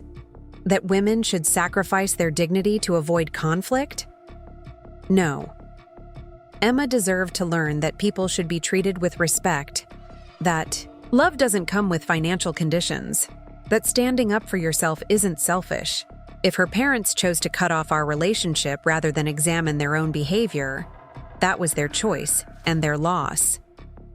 The church fundraising dinner was scheduled for the following Saturday, and I spent the week preparing with an excitement I hadn't felt in years. I had my hair styled at the salon for the first time since my retirement party. I bought new shoes to go with the navy dress, comfortable but elegant pumps that made me feel confident and put together.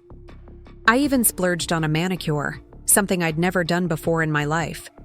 "Special occasion?" asked the nail technician, a young woman with kind eyes and skilled hands.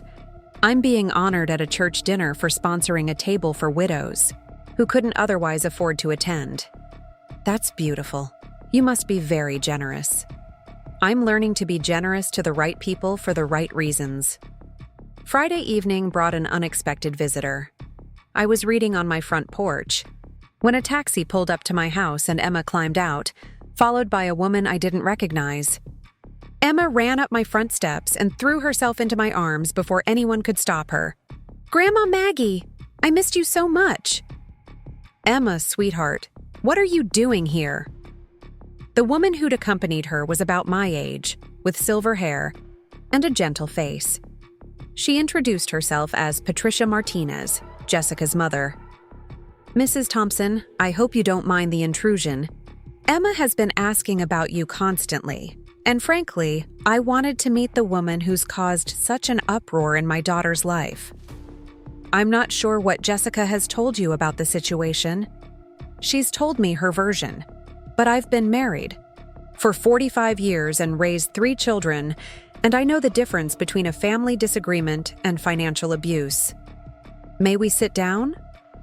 We settled into the porch chairs while Emma explored my front garden, exclaiming over the marigolds and asking if she could pick a few for her room. "Mrs. Thompson, Jessica is my daughter and I love her, but she's made some choices I can't defend. Using Emma as emotional leverage against you is unacceptable. Forging your signature is inexcusable. Excluding you from the wedding while expecting your financial support is cruel." I felt tears prick my eyes. I was beginning to think I was the only one who saw it that way. "My husband and I have offered to help with wedding expenses so they wouldn't need to depend on you financially. We've offered to pay for Emma's schooling. We've tried to provide alternatives to exploiting you, but Jessica wants to maintain a lifestyle that requires multiple income sources, including yours." "What about David?"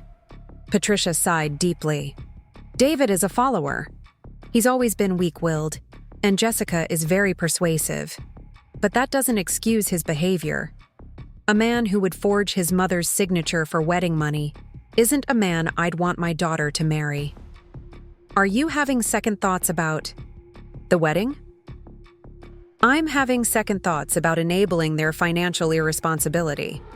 My husband and I have decided not to contribute anything toward the wedding costs. If they want an expensive celebration, they can fund it themselves." Emma bounded back to us with a handful of marigolds, her face bright with innocent joy. "Grandma Maggie, can you teach me how to plant flowers like these?" "I'd love to, sweetheart. Maybe we can plant a little garden together sometime." "Really? Mommy says we might not see you anymore because you're mad at Daddy." Patricia and I exchanged glances over Emma's head. "Emma," Patricia said gently, "sometimes grown-ups have disagreements about how to treat each other. Your grandmother isn't mad at you, and she's not abandoning you. She's just protecting herself from people who weren't being kind to her. Like, when Tommy at school was mean to me and teacher said I should tell him to stop. Exactly like that. After they left, I sat on my porch watching the sunset and feeling less alone than I had in weeks. Patricia Martinez understood what her daughter had done wrong and wasn't trying to excuse it. Emma still loved me despite whatever poison her parents might have been feeding her. There were still good people in the world who recognized right from wrong. Saturday evening arrived with perfect weather, warm but not humid, with a gentle breeze that carried the scent of late summer flowers. I dressed carefully in my navy dress and new shoes, applied makeup with more care than I'd used in years, and looked at myself in the full-length mirror. The woman staring back at me looked dignified, confident, and worthy of respect. Bob Chen knocked on my door at exactly 6 o'clock, looking handsome in a dark suit and tie. "Mrs. Thompson, you look absolutely radiant." "Thank you, Bob. You clean up pretty well yourself." The church fellowship hall had been transformed for the evening, with round tables covered in white linens and centerpieces of seasonal flowers. Soft lighting created an elegant atmosphere, and the murmur of conversation filled the space with warmth. Pastor Williams greeted me at the door with genuine enthusiasm. "Maggie, you're our guest of honor tonight. Your generosity has made this evening possible for so many of our ladies who've been struggling since losing their husbands." He led me to the head table, where 5 elderly women were already seated. These were the widows I'd sponsored, women I knew from church but had never really talked to at length. As I took my seat among them, I felt a warmth that had been missing from my life for years. "Margaret," said Helen Fletcher, a tiny woman in her 80s who'd lost her husband the previous year. "We can't thank you enough for this gift. I haven't dressed up or gone out to dinner since Harold passed." "Neither have I," added Ruth Porter, whose husband had died in the spring. "This feels like Christmas and my birthday all rolled together." The dinner was delicious, the company delightful, and the conversation rich with stories and laughter. These women had lived full lives, raised families, contributed to their communities, and maintained their dignity despite financial struggles and personal losses. They treated me not as a benefactor to be flattered, but as a peer to be respected. During the program portion of the evening, Pastor Williams called me to the podium to say a few words about the sponsorship. I hadn't prepared a speech, but standing before the gathered congregation, words came easily. When I decided to sponsor this table, I thought I was giving something to these lovely ladies. But tonight, I realize they've given me something much more valuable. They've reminded me what it feels like to be appreciated for who I am, rather than what I can provide. They've shown me that genuine gratitude doesn't come with conditions or expectations. They've demonstrated that real friendship isn't based on what you can do for someone else, but on mutual respect and affection. The applause was warm and sustained, but more importantly, I felt heard and valued in a way I hadn't experienced in years. As the evening wound down, several people approached me to express their appreciation. Former colleagues told me how much they'd always admired my dedication to teaching. Church members shared memories of kindnesses I'd forgotten I'd shown. The widow I'd sponsored insisted on exchanging phone numbers and making plans for regular coffee dates. "Maggie," said Sarah Mitchell, "you're glowing tonight. I haven't seen you this happy in years. I feel like myself again for the first time in a long time. Good for you. You deserve to be celebrated instead of taken for granted." Bob walked me home under a canopy of stars, both of us quiet with contentment. "Thank you for accompanying me tonight," I said as we reached my front porch. "Thank you for including me. It was a privilege to watch you be honored the way you deserve." Monday morning brought news from Tom Anderson. The district attorney's office had decided to proceed with criminal charges against both David and Jessica. The evidence was clear, the financial amount significant, and the deliberate nature of the deception left no room for claiming it was an innocent mistake. Mrs. Thompson, they'll likely be offered plea deals that include restitution, community, service, and probation. Given that this is a first offense for both of them, jail time is unlikely unless they refuse to cooperate. What about the wedding? From what I understand, it's been postponed indefinitely. The country club requires full payment before the event, and without access to your funds or backup authorization, they can't meet the financial obligations. The wedding that had started this whole crisis was now canceled. Not because I'd been excluded from it, but because they couldn't afford it without my money. The irony was perfect and bitter. That afternoon, Patricia Martinez called with an update on Emma.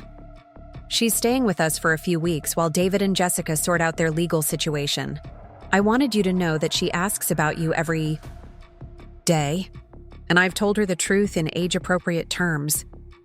She understands that her parents made mistakes and that you're not the villain in this story. Can I see her? I was hoping you'd ask. Would you like to have lunch with us this Saturday? Emma would be thrilled. Saturday's lunch with Emma and Patricia was a balm to my wounded heart. Emma chattered about school and friends and the small garden we'd planned to plant together. She showed no signs of having been poisoned against me. No hesitation in her affection.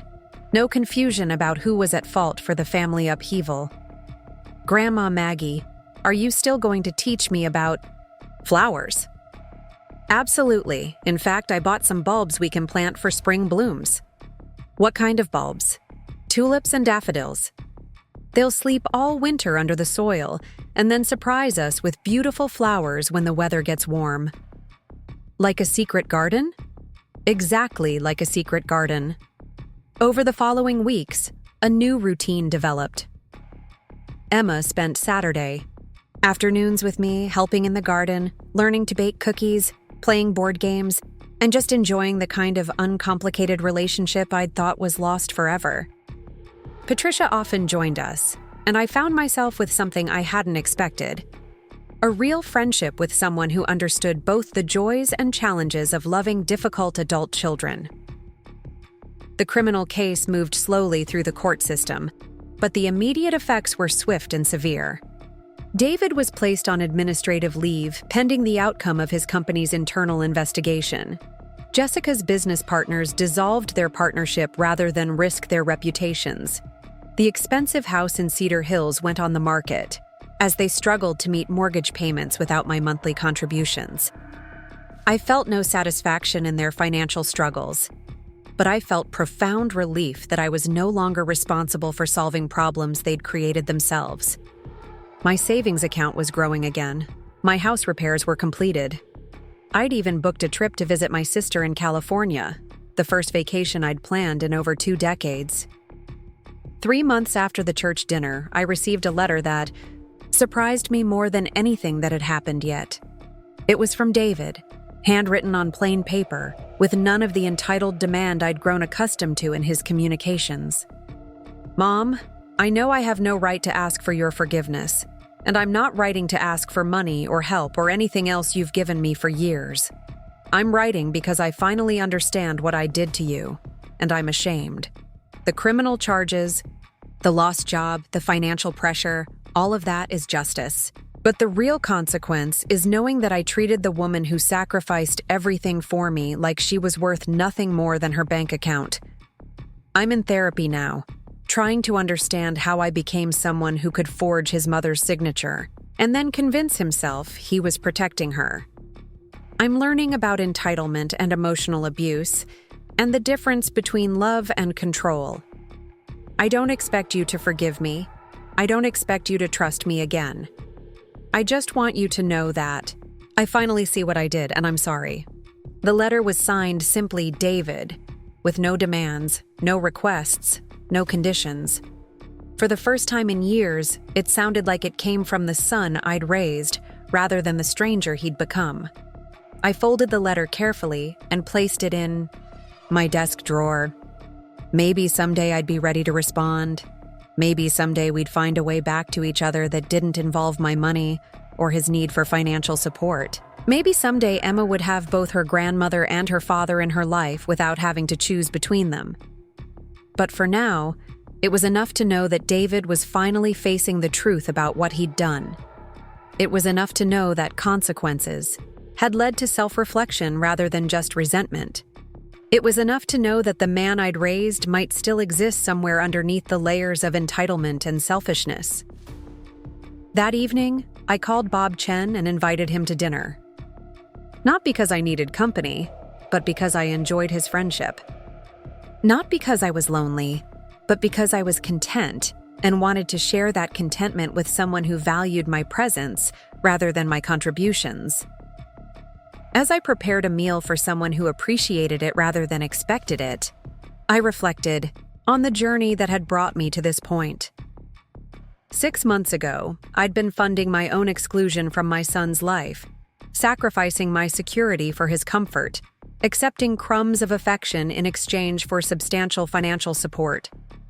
Tonight, I was cooking for a friend who'd never asked me for money, planning a garden with a granddaughter who loved me unconditionally, and looking forward to adventures I'd thought were beyond my reach. I was living in a house that belonged to me, making decisions based on my own needs and desires, and discovering that I was worth more than I'd allowed myself to believe. The woman who'd been told she was too old to attend a wedding had learned that she was exactly the right age to reclaim her dignity, protect her resources, and build relationships based on mutual respect rather than financial dependency. And that was worth more than any wedding invitation ever could be. Up next, you've got 2 more standout stories right on your screen. If this one hit the mark, you won't want to pass these up. Just click and check them out.